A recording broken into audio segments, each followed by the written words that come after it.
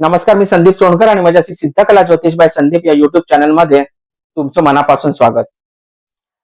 कल्पना करा की बाहेर मुसळधार पाऊस पडतोय, पाय चिखलाने भरलेत आणि तरीही लाखो वारकरी चेहऱ्यावर एक वेगळाच आनंद घेऊन शेकडो किलोमीटर चालत पंढरपूरच्या दिशेने निघालेत.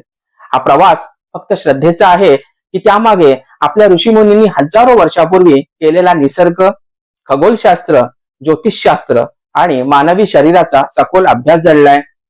आषाढी एकादशीच का, चातुर्मास याच दिवशी का सुरू होतो, तसंच उपवासाचाच आग्रह का धरला जातो आणि वारीमुळे आपल्या शरीर, मन आणि अध्यात्म यांना नेमका काय लाभ होतो? आज आपण या सर्व प्रश्नांची उत्तरं श्रद्धा आणि तर्क या दोन्हींचा समतोल राखत समजून घेणार आहोत. सुरुवातीलाच एक आपण गोष्ट स्पष्ट करूया, आणि ती म्हणजे की या व्हिडिओमध्ये सांगितलेले सर्व ज्योतिषीय तसंच आध्यात्मिक संदर्भ हे भारतीय परंपरा, धर्मग्रंथ, आयुर्वेद आणि ज्योतिषशास्त्रातील संकल्पनांवर आधारित आहेत. आधुनिक विज्ञानातील सर्व निष्कर्ष यांच्याशी प्रत्येक बाबतीत जुळतील असं नाही, आणि त्यामुळे हा विषय आपण श्रद्धा, परंपरा आणि अभ्यास या दृष्टीने समजून घेऊया. आता विषयाकडे वळूया. आषाढ शुक्ल एकादशीला देवशयनी एकादशी असं म्हणतात आणि याच दिवसापासून भगवान श्री विष्णू योग निद्रेत जातात अशी आपल्याकडे धार्मिक मान्यता आहे आणि चातुर्मासाची सुरुवात होते. या 4 महिन्यांमध्ये साधना, संयम, सात्विक आहार आणि नामस्मरण यांना विशेष महत्व दिलं गेलंय. ज्योतिषशास्त्राच्या दृष्टीने हा काळ अत्यंत महत्व मानला जातो. सूर्य उत्तरायणातून दक्षिणायनाकडे प्रवास करू लागतो, ऋतू बदलतो, पावसाळा एकदम सक्रिय होतो आणि वातावरणात आर्द्रता वाढते.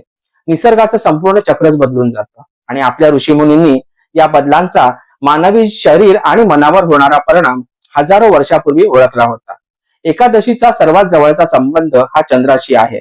ज्योतिषशास्त्रात चंद्र हा मनाचा कारक मानला जातो.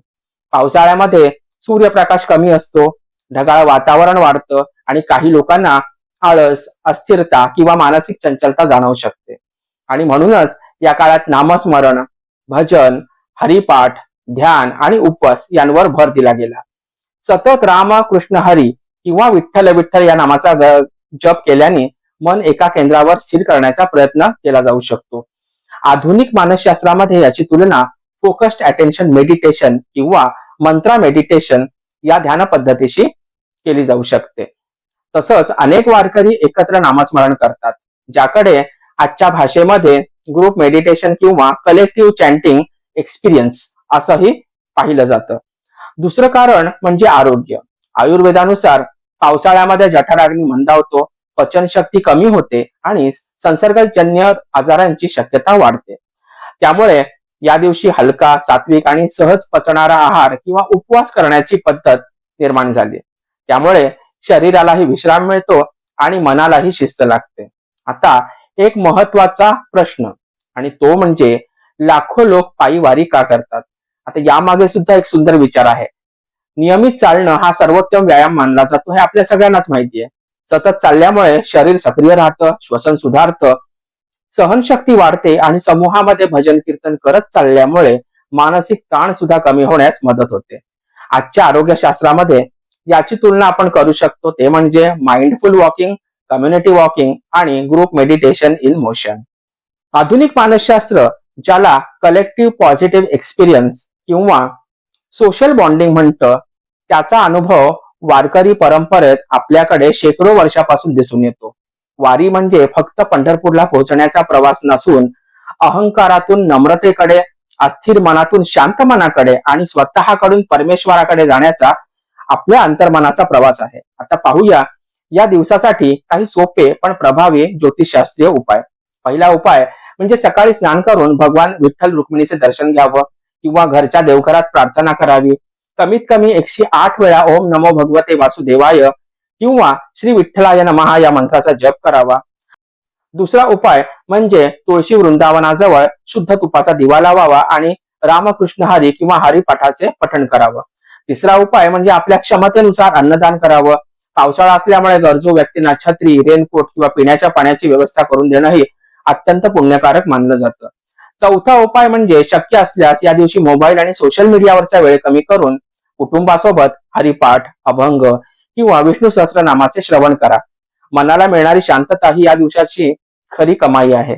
पाचवा उपाय म्हणजे या दिवशी एखादा संकल्प नक्की करा की मी कोणाचाही अपमान करणार नाही, रागावर नियंत्रण ठेवीन, शक्य तितकी सकारात्मक वाणी वापरीन आणि निस्वार्थपणे एखाद्या व्यक्तीची मदत करीन.